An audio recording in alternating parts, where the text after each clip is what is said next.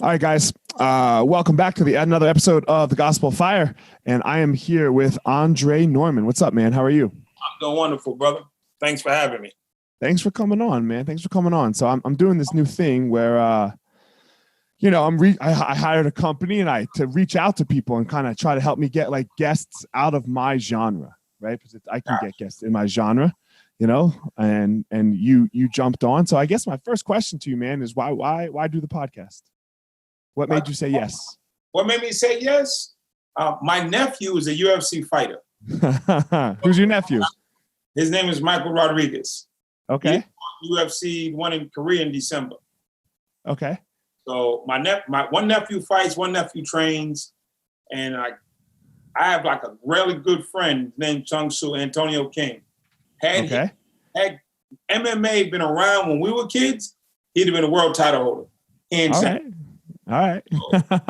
We believe so the UFC. You saw UFC and you're like, all right, let's talk to this motherfucker. Gospel, UFC, I don't know the connection, but it works for me. Man, so my gospel is a little different. My gospel it's different than most. My gospel is the gospel of fire. I'm not a particularly religious person, but I believe in some truth that you have to follow in your life, or a path, and my path is the fire, right? So if it's hard, then we're going, right? If it's difficult, then boom, direction, North Star, there it is. So when you go into it, what comes out of it is going to be way better. Yes. So that's mine, but so what's yours? I know I looked at your life a little bit, man, not the best start, right? Talk to me about that. I mean, it's a classic story now. I've seen 100 movies on it. Single mom, 6 kids, living in the hood, struggling. Dad didn't get along. He left. And she's trying to make it the best way she can.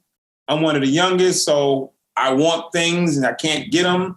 And so I end up running to the streets and dad's not there to check me. I end up in the street and then it just progresses. And you don't do well in school because no one's making you do your homework, and you don't come home on time because nobody's checking you for curfew.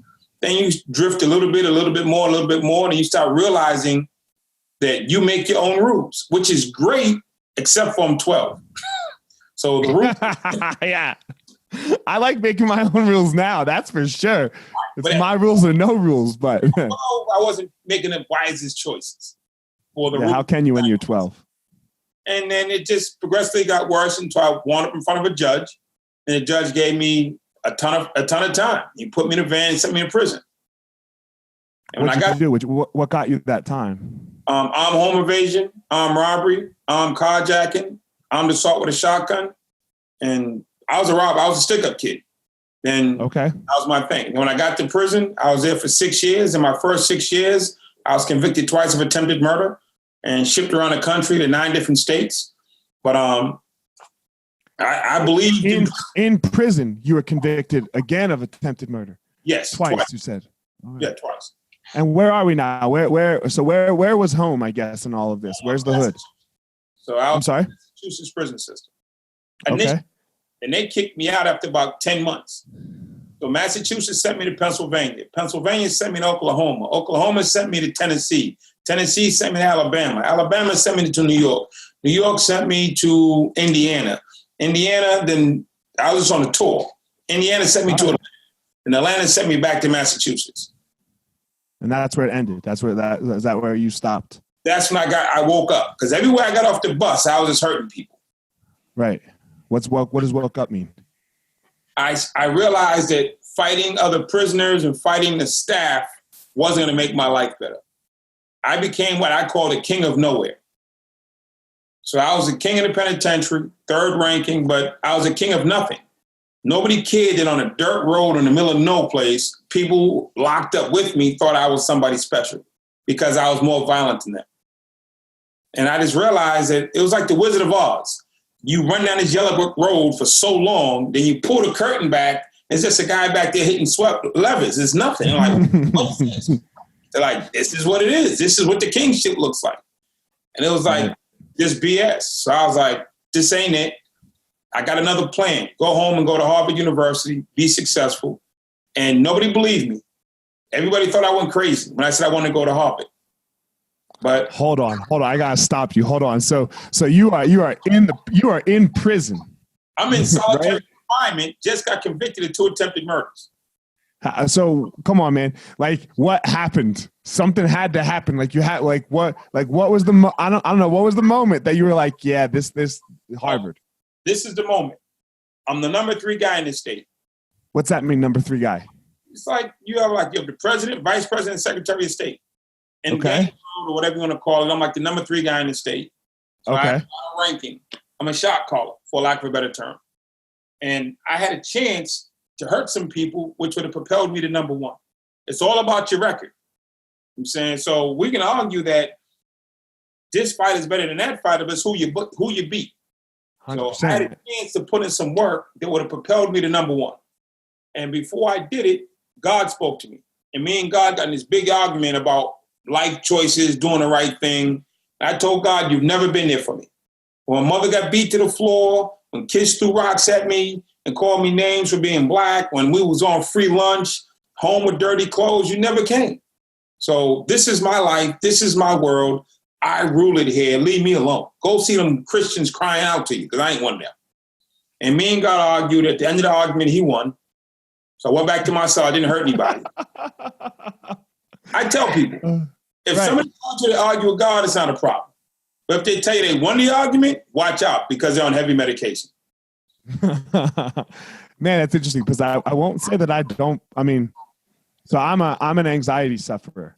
Okay. You know, and about 4 years ago, it was as bad as it's ever been. And I can remember a very specific moment where I don't know if it was God or not God. Like, it was a mental trip for sure, where I was like losing it, and I had to lay down, you know, and I was like, I'm just going to meditate and breathe. And I had an experience, you know, and man, like, it just, the anxiety eased. Like, after the experience, nobody talked to me. I didn't talk to anybody. Like, there was I didn't lose an argument, you know, but you lost an argument. I get it. A long time too. What's that? I haven't lost an argument since. So I understand what you're saying here with the experience, and I'm, you know, I'm not one of those people that says he's not religious, in the sense that, like, I don't believe in, like, that there's something possibly greater than us. Something happened. I don't know what it was. Somebody made this place. I won't say somebody. I don't know what it was, but that's a whole different argument. Yeah, but I'm not into arguing it. It was created by a higher being than us. It was created by something more powerful than us. Yes. Because we were the createe, not the creator. Yes, I agree. So what happened?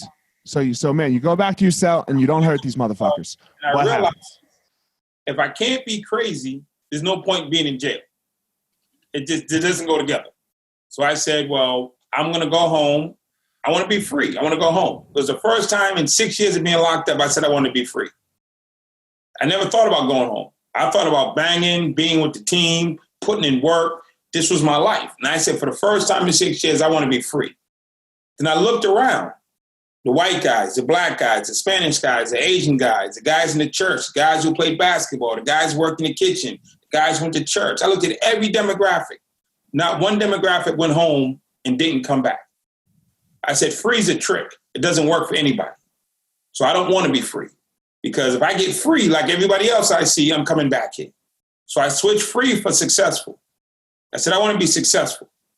So I went for successful. I said, what do I do? What do I need to do to become successful? And it was go to college. So I had to pick a college, and I picked Harvard University. So that's a big jump, man. You're locked up right now. So yeah. How did you first get out of prison? And then after that, like, how old were you when you got locked up? 18. 18. So did you graduate high school? No. So you didn't graduate high school. You're locked up. And you're saying that you want to go to the most prestigious college in the whole motherfucking country, maybe the whole world. Technically the world. I didn't pick it for that reason. I picked Harvard because I just knew the name of. It was about 20 minutes from my house. I used to ride my skateboard there when I was a kid. That's the reason I picked it. Amazing. I'm not saying that's why you picked it, but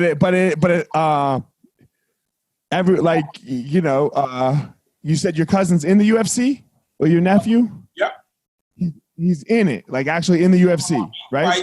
UFC, fought UFC career. You can't go sign up and get in the UFC. There's an acceptance process. I understand, but when so how do we get there? He was home one day and he said to his other cousin, "I want to fight the UFC." Yeah, I don't give a fuck about the UFC, man. I'm talking about how you went from locked up to Harvard. Yeah, well, it's the same thing. You have to have it. You have to believe first. So I believed it was possible. Nobody else did. I went back to school, got my GED. I went to counseling because I had a slight anger management problem. How'd you get out of jail? I'm still in jail. So I went to got my GED in prison. Okay.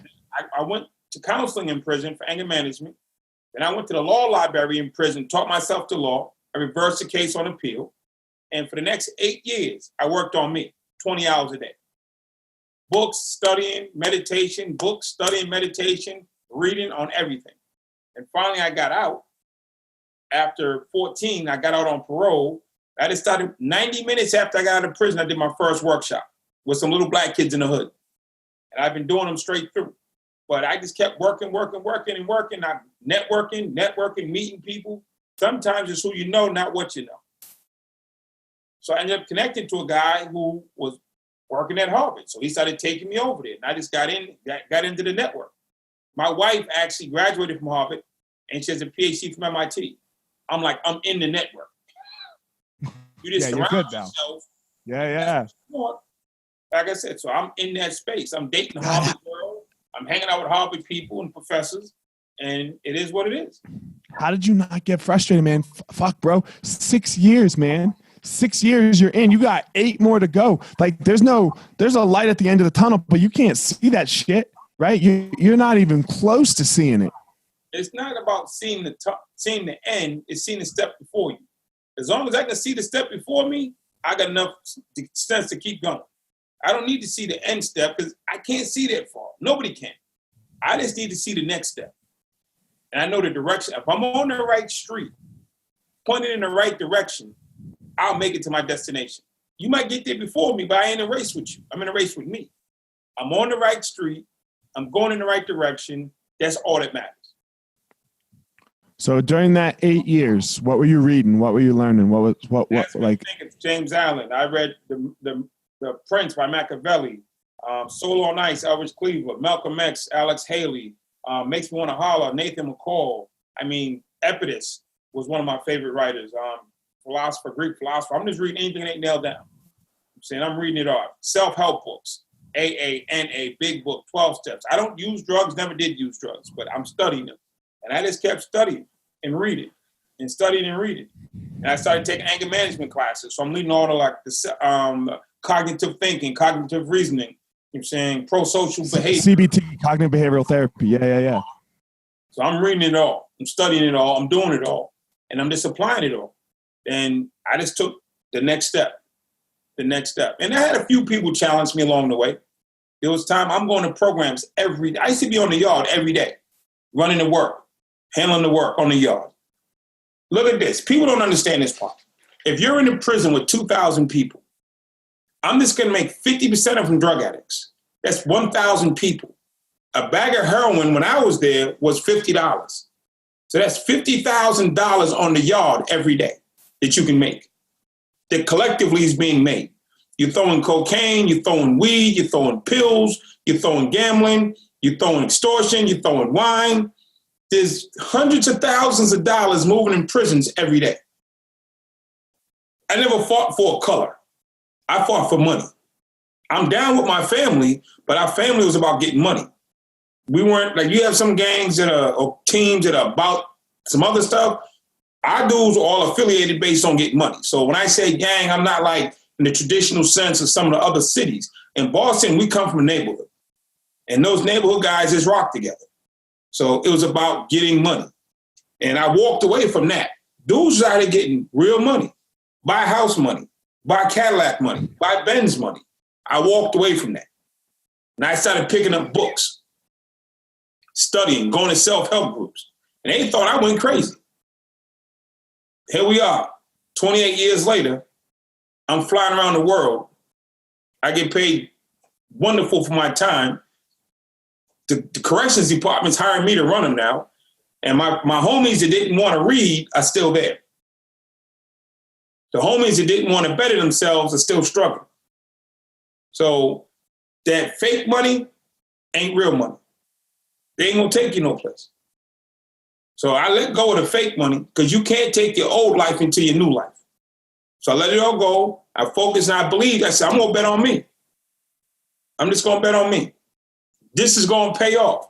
And if it don't pay off, it's not gonna be because I didn't give it 100%. I'm not hedging my bet.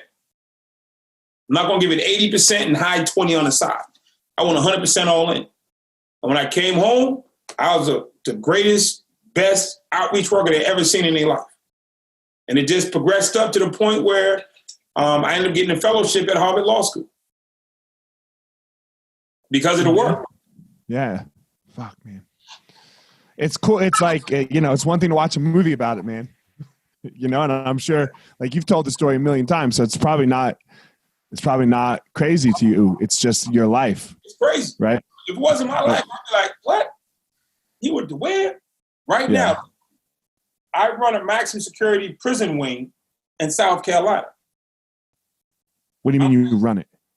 I speak clear English. Okay. So jefa, para uno tú en una prison aquí en South Carolina. Tú sabes, mi hermano. Yeah, explain though. Explain what do you mean by what you run the prison? Like what do you do?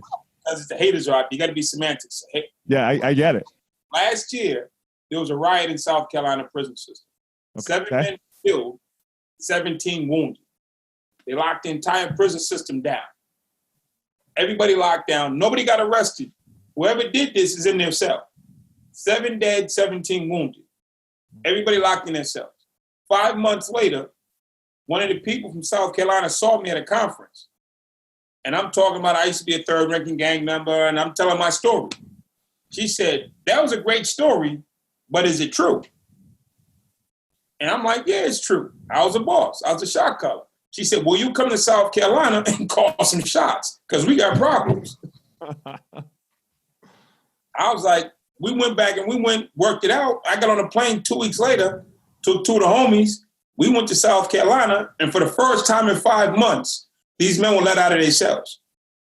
The fact that they just try to kill each other, chop each other up, watch their brothers die on the floor. We went and spoke to 8,000 people in 6 days. Not one fight. Not one argument. Everybody full respect. Then they said, well, we want you to come back and design a program for these guys. So we designed the program. The prison where the people died, they gave us a unit. It holds 92 beds in the unit. Then they went around the state and got the top gang leaders, top influencers, top bosses, and brought them all to me. Put them in one unit. And they said, Dre, it's yours. And I've been open about 9 months now. We haven't had one fight. How are you talking to these guys, man? Because it's got to be in the way you make them talk. Talk to them like men. Talk to them like men. You talk to them like the people. See, the thing is, they're bosses. If you like it or not, if you agree or not, they control and dictate men's lives. So you can say, well, just because I'm an authority, you should listen to me. And just because I'm such and such, you should do it the way I said do it. That's nice, but it's never worked like that. If that's the case, the chief of police should just go on the radio and say all criminals retire. And they would. Criminals don't pay the police no attention until they get a gun put in their face. Criminals do criminal stuff and don't worry about the police. Prisoners do prisoner stuff and don't worry about the guards. So when I came in, I speak their language. And I was able to give them a better plan other than stabbing themselves. And I spoke to them like men. After this podcast, I'm going to the prison. I got access from 6 a.m.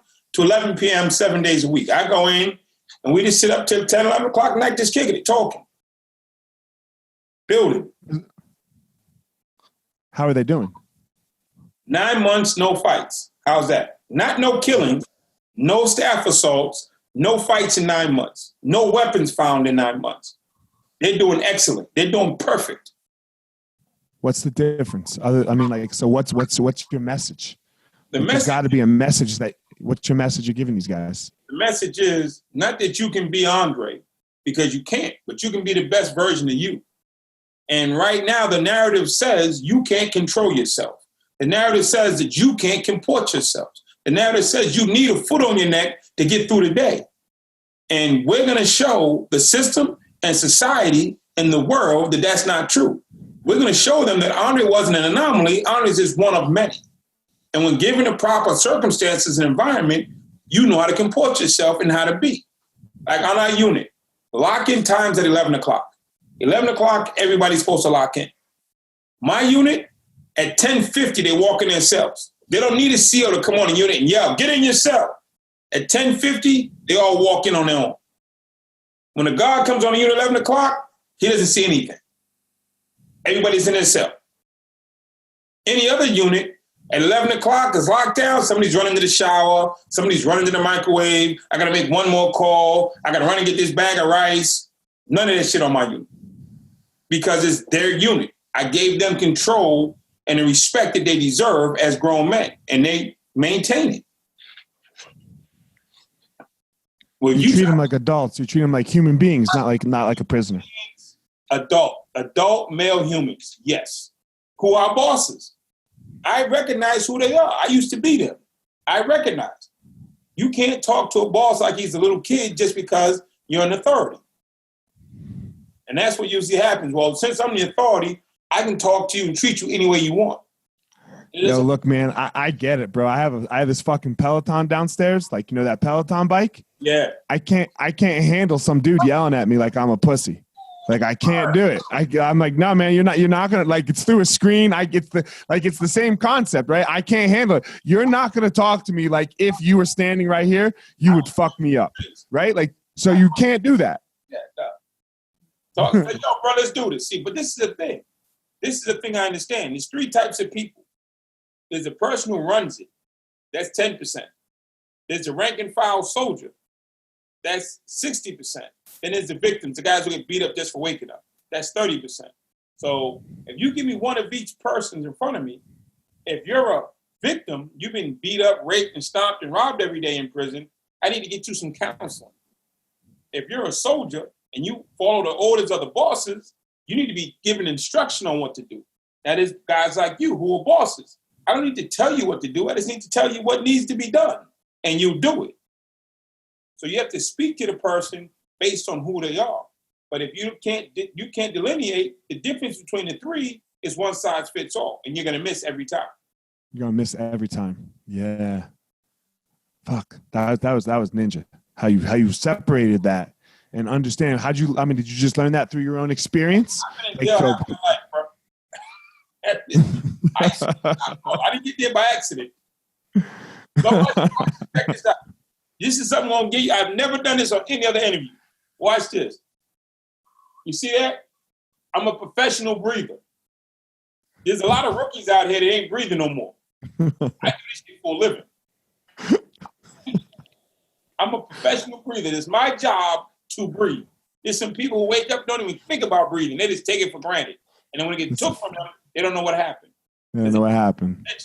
I pay attention to every breath I get allowed to breathe.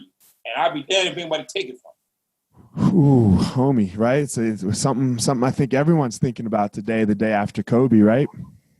Dude, I was sitting in a restaurant in St. Louis yesterday, and we're in a sports bar. The guy said, Kobe died. I'm like, I just saw him on TV last night with LeBron. I'm like, what are you talking about? Kobe died. I'm like, I'm looking at him, I'm hearing him, and it's not making any sense. Then I finally turned around to the TV, and there's CNN with the helicopter and the pictures of Kobe, and I'm like, wow.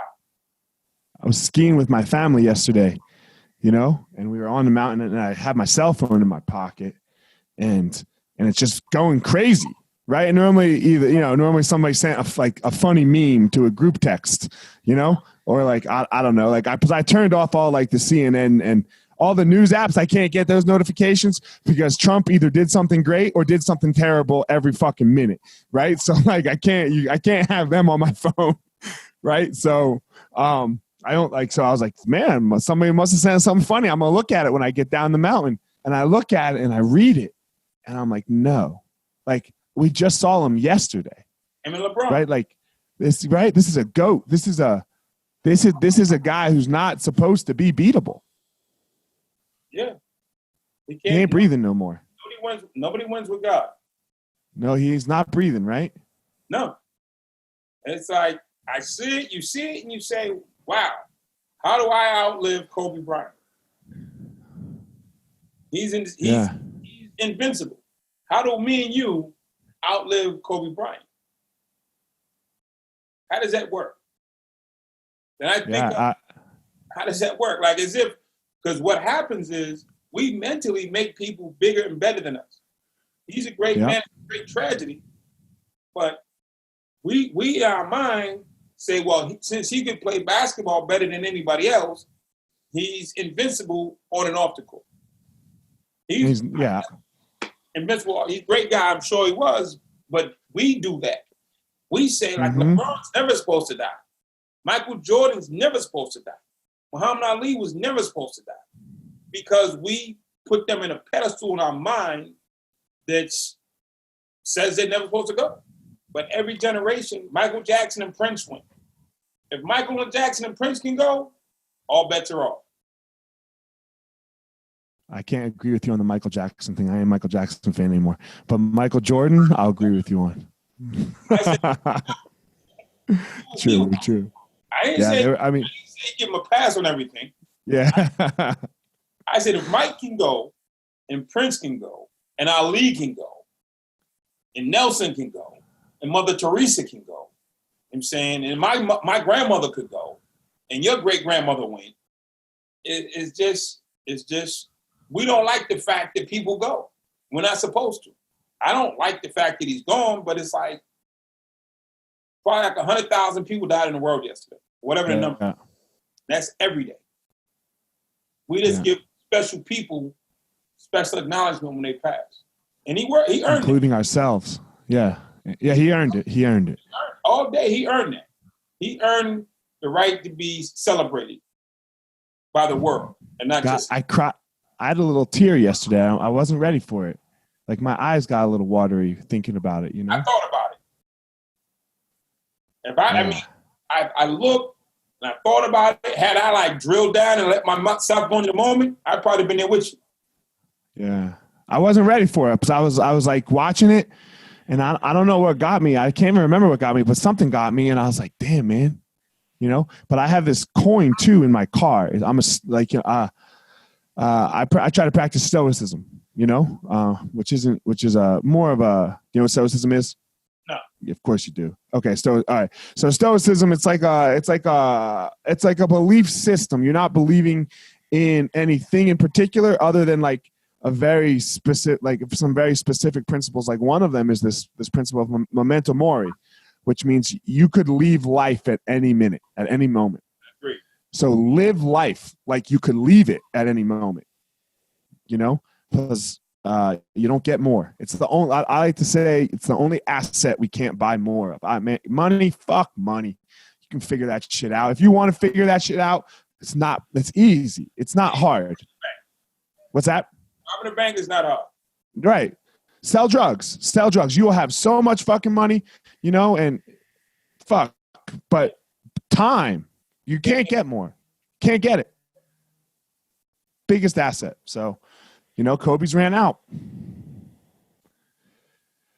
What's that? Go ahead, man. I'm with you. Yeah. So so on your day to day, now, I mean, I was just looking at your Instagram a little bit, and like you're obviously a speaker, but so what does your day look like? What is the day of Andre Norman? How's it work? 2 hours. Thursday morning, I woke up in my house. I went to the prison. I was in prison from like 8 o'clock to 4 o'clock. I got out of prison. I came out. I had some meetings from like 6 o'clock to 8 o'clock. I got up Friday morning and I flew to St. Louis. I got off the plane about 12. Went straight to a charter school. Spoke at the charter school to probably like 300 kids. I left the charter school, drove across town, went to meet with 2 judges from the county. Clayton County, talking about crime reform. I left there, went to, what I got after that? I was done. Saturday morning, what's Friday night?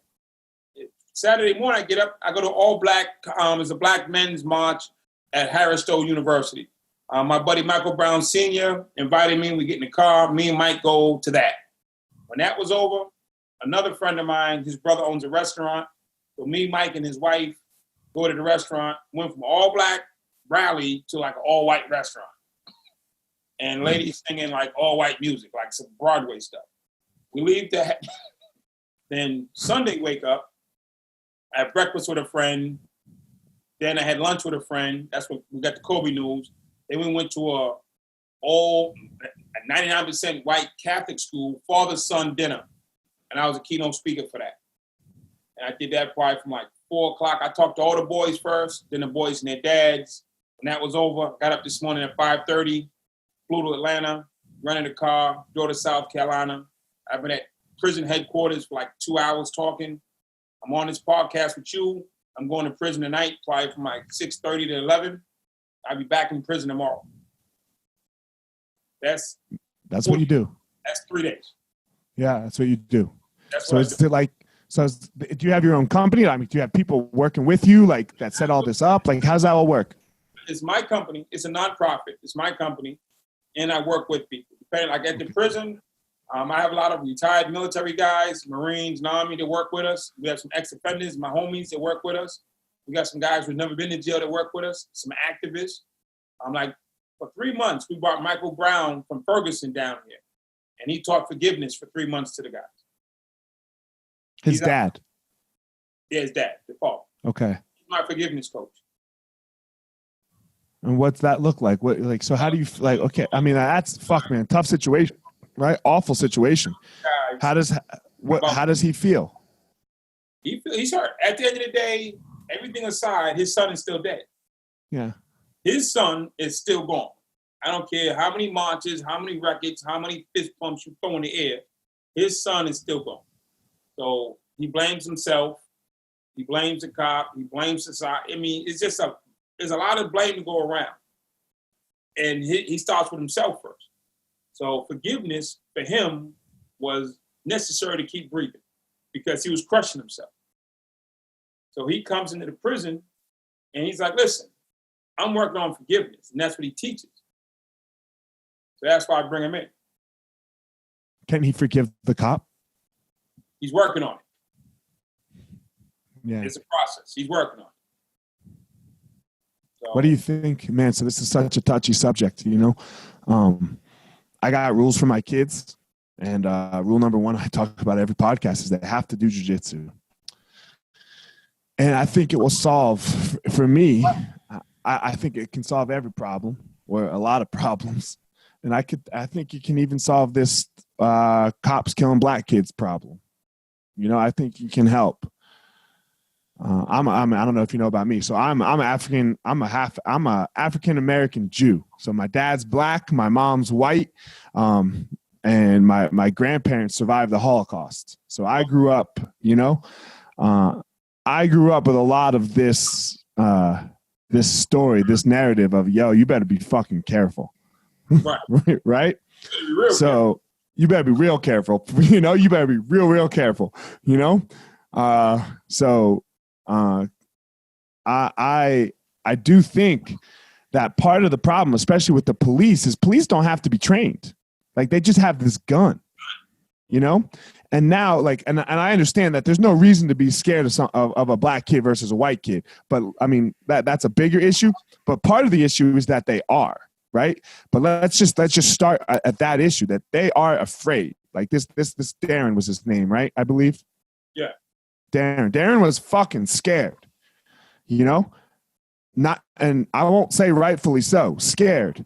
If he knew how to handle his fear, if he knew how to really defend himself without touching a gun, without going there, okay? Because I know for everyone that I deal with that when we learn real skills of fighting, like when you learn how to fight, you so don't want to do it. Not even fucking close, because you know the consequences. That could be you too. So you get so confident that of knowing that how bad it can go, that you start to use your mouth way more to talk situations down, because you know that you know how to do this and you don't want it to go there. And I believe that the police just aren't trained. Like their only reaction can be the gun or the taser, and boom. They let it by. What's that? And yeah, that's how they do. But I mean, Yeah. the system is designed like the system is designed. We got laws from the 30s. We got laws from the 50s. We have policing from the Wild Wild West days. I mean, it gets handed down. But they don't know how. They don't know how to fight. They don't know how to fight. That's a lot of people. I know it's a lot of people, right? But a lot of people aren't in charge of protecting us, right? Well, protecting us is a relative term.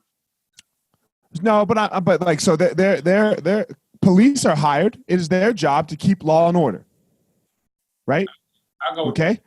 So a simple traffic stop, anything, right? You know, like they see someone that they don't like, they get nervous, and now all of a sudden, and I won't say rightfully so, and now they don't necessarily like how somebody speaks to them, and then they escalate, and now it's going to escalate to a part where even if it got into be a fight, okay, it could be a fight, but it doesn't go there. It goes to the gun. It goes to killing somebody, you know. And what I know is that everyone that walks into my schools, their confidence goes up, their self-esteem goes up, their ability to use their words go up.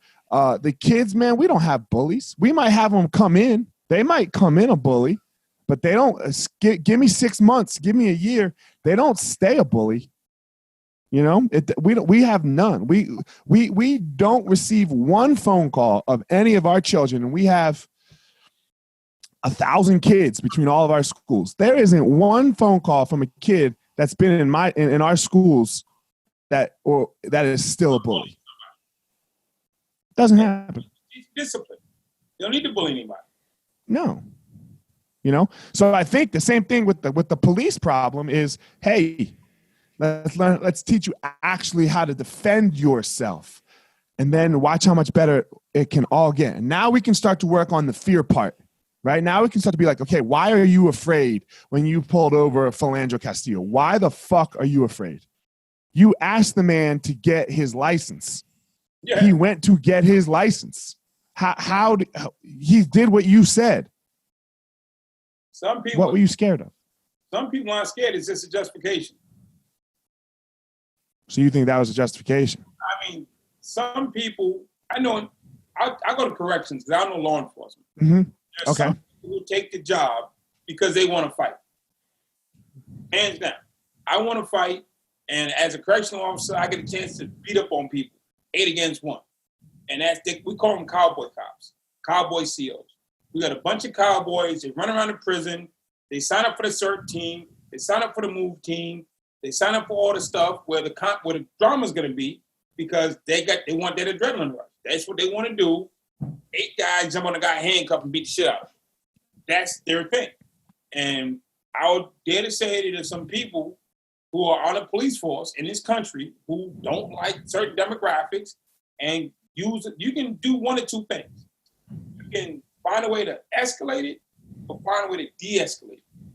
So if I really don't like you and you give me the option by stepping on my shoe or bumping into me and not saying excuse me, I can escalate it or I can de-escalate it. Now, if I don't really have a problem with you, I'll de-escalate it. If I never liked you, it's my chance to escalate. And because I got a gun, the law says at the time that I pull the trigger, if I can justify saying that I was scared for my life, it's a clean shoot. It's the law. Yeah, that is the law. I know the law. Yeah, so, that's the fucking law for sure, right? There are some who are scared and just don't know how to handle themselves and overreact. Then there are some who are just good people and situations come to pass. And there are just some who say, hey, this is what I'm going to do. What do you think those percentages are? When I grew up, every arrest came with a whipping. If you got arrested as I was a kid, it was mainly white police, and you got your ass whipped. Every arrest came with a beating. Sometimes they'd arrest you, beat you, and let you go. They wouldn't even take you to the police station. They take you to we had a golf course near our house. They drive you to the golf course, beat you up, and let you go. Or if they wanted to be funny, they'll pick you up, drive you to a section of town where the other guys who don't like you and let you out. It was like recreation. So there's some, you get all three. You got the leader, the middle, And the victim and police force, you got solid people, you got some followers, you got some psychopaths. That's every demographic. I don't care if it's firemen, nurses, doctors, accountants, prisoners. It's everybody has their range. But what happens with law enforcement, those few who do crazy stuff, I mean, come on, we probably all got a cop in our family someplace. Yep. So, and I'm cool. I don't know which cut. I got a dude I grew up with across the street. He's a gang sergeant. I know this dude. Grew up with him. He's a gang unit guy. Good guy. But to somebody else, he's a piece of shit. So it's all perspective and it's where you at. But Mike teaches forgiveness now. I literally just had lunch and dinner with him. He's teaching forgiveness. Give me about another 2 months. The Michael Brown Institute of Forgiveness is going to be launched. Because I told him, I'll get him on your podcast. I would love to. What's that? Mike Brown Sr., the interview? I would love to. Oh, my God. I've been mentoring him for years. That's a phone call. Yeah. I'll give you his information after the call, and I'll set it up. Yeah. How often do you use your social media, your Instagram? I actually pay someone to do that stuff. Okay. I'm taking it off. I ain't gonna lie. No worries. When we stop the call, we'll exchange information for sure. I'm great with texting and phone calls, but I'm taking over my own social media for March. So I'm going to be more active. Like the stuff that you see now, the lady that works for me is wonderful. I get so many great comments on my stuff now since she's taking it over. Right. Now it's time for me to engage to help her. Right. Yeah. So now I'm going to help her by giving her, like I was in St. Louis, no post. Yeah. I'm staging for 250 people. I'm at a rally with 250 people. I'm with Mike Brown. I'm doing all kinds of stuff. Not one post, not one picture. I grew up in the street. You just stay out the way. Yeah. It's a I hear. Yeah. You don't want you got to move in silence. Mindset. So man, so you got a team. You got Mike Brown. Who else do you have on your team that makes this whole thing go? How do you run that? Marine called Life. He's a motivational speaker. Did 21 years in Marines. I got a guy named Terry Budget. He was 21 years in the Army. I have a sister who's a freedom fighter, activist. Her name is Tracy Fark from Greenville. She's out on the front lines every day. I got a brother named Andre Barnes. He's a pastor and an Army guy. I got a guy that drives from Atlanta once a week. I'm saying he's actually sitting right there. That guy right there, he drives every week from Atlanta to the prison to teach the guys emotional wellness. That's Aaron. And we've had Stedman Graham comes every other month from Chicago. We've had Pastor John Gray come from, what's Joel's church down in Houston?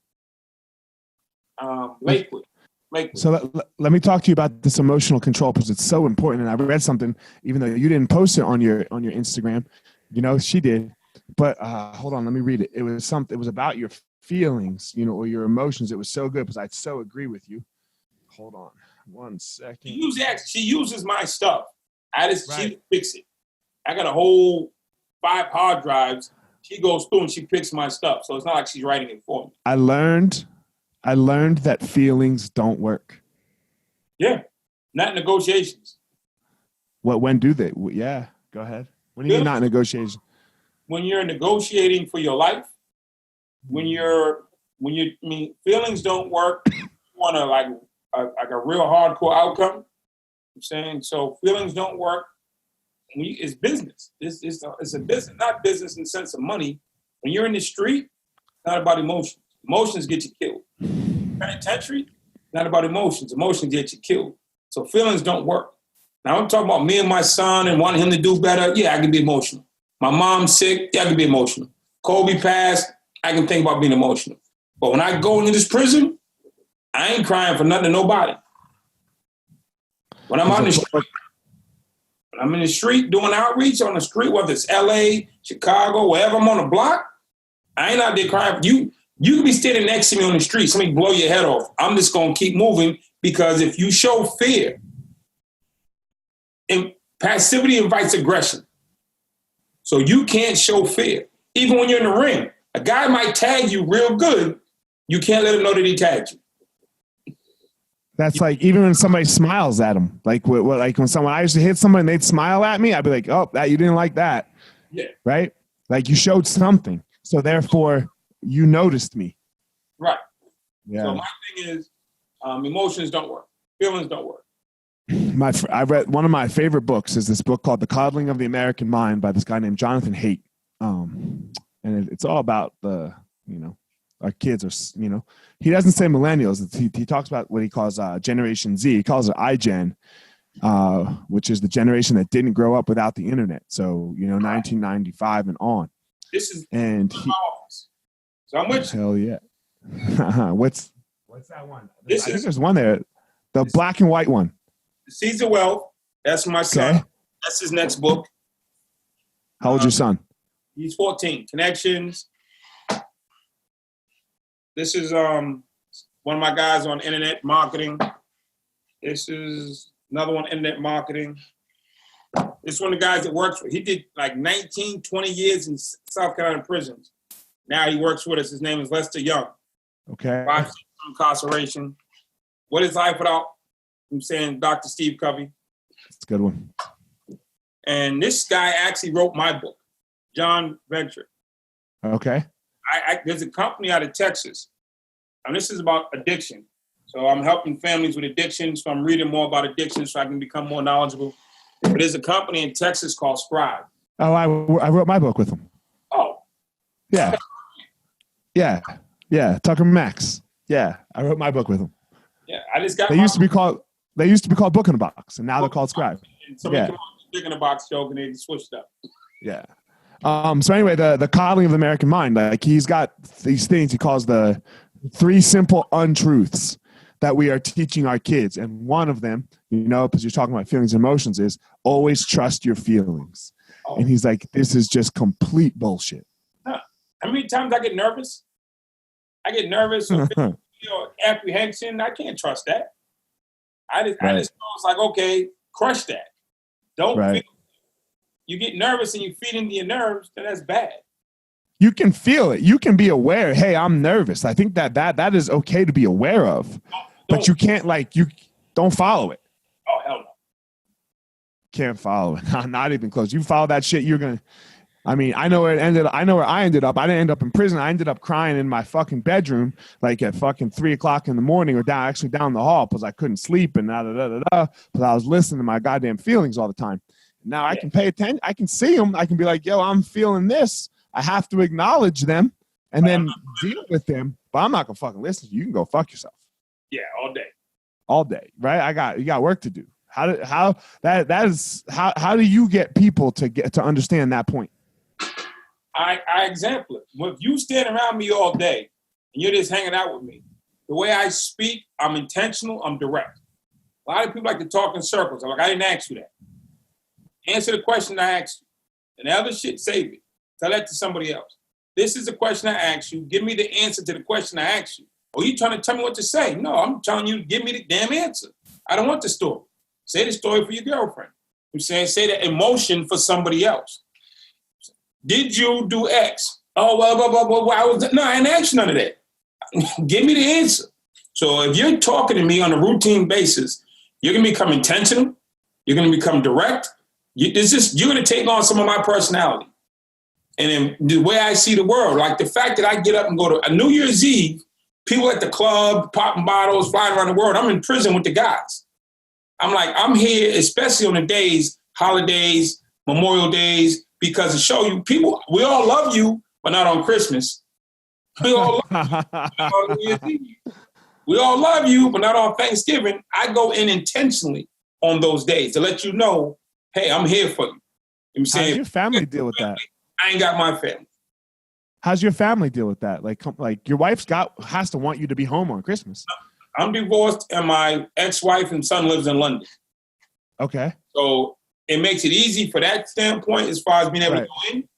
And I first came home from prison, my first 5 years, every Christmas, Thanksgiving, and New Year's, I was in prison somewhere. I would eat at my family's house. I'd go to the prison after or before. I had to show Because it's so hard to tell somebody you care about them, but on a holiday, you disappear like everybody else. I care about you and I disappear. Like I've been gone for 4 days. I can lay down and just going in the morning. It's what the hell? What's 3 hours going to do? Well, I ain't been in since I left Thursday. So Friday, Saturday, Sunday, all day Monday, I ain't been in there. I can say I'm going tomorrow morning at 8 o'clock. So why am I going to drive an hour to the prison, hang out for 2 hours and drive an hour home? I can just go to sleep now and just get up early and go. They matter. And when I show up for those 2 hours, it's saying to them that they matter. They know how far I live. They don't know where I live, but they know how far I live. And I want them to know that they matter. That when I come off a long road trip, I would go see my family. Well, they're my family now. That's how I come at them. And I have expectations of greatness. And I can't have expectations if I don't have the same belief in you. I can't be part-time with you or on a clock, but then want you to have full-time belief. So I have expectations. When I say, yo, I'm disappointed, that means something to them because Andre gives from his heart. Yeah, fuck. Look, that's the problem that will solve the world right there. Yeah, I mean, I don't ask anybody for anything that's not warranted or justified. So if I get about my bed and drive an hour to the prison, you see me walking in at 6:30 in the morning, that means I left at 5:30. It means I got up at 5. So I'm not trying to have your ass late for class. I said, I just took me an hour and a half to get here, and you got to walk 30 steps. Ain't no late for class. That's some bullshit. Yeah, man, that's you're showing connection with people, right? True connection, right? Like, what's that? The stuff that we didn't get as a kid, accountability. Right. I didn't get any accountability as a kid. I made my own rules. So didn't these men. Most likely they made their own rules and they made bad choices.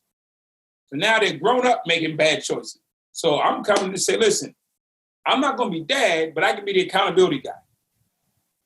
I can give you the guide, I can give you the plan, but you need accountability and discipline in your life. I don't force it. I just give you the option. Do you like the way you're living? Right now, you're in a fucking prison cell doing the worst. Do you like this shit? Well, I'm trying to show you how to get out of here. So you can go your way, which is further down this hole, or come my way, which is further to the light. It's your choice. And then I really don't want to be here. So, and this guy's been here and got out. So who you going? I know better than Andre. No, you don't. Because your ass ain't got out and stayed out. So, yeah, man. Fuck. Amazing story, bro. Amazing story. I appreciate you coming on. Appreciate you having me. Man, thank you. Yeah, thank you. You know, all I can say is thank you. Man, this podcast. On your podcast when you want them. Hold on, let me call them. When you want them on? I don't know. What's your I'll have my guy. Let me just end real fast and then we'll talk for a second. I don't have guys. Yeah. Hold on. So, all right, guys. Andre and I got to get off to hook up some things real fast. So I appreciate everyone listening. Go give Andre a follow on social media. What's your social media? At Andre Norman, yes? I at Andre Norman on Instagram. And it's a website. AndreNorman.com is the website. So hell yeah, everybody. I appreciate everybody and go out there and find your power. Yes, sir.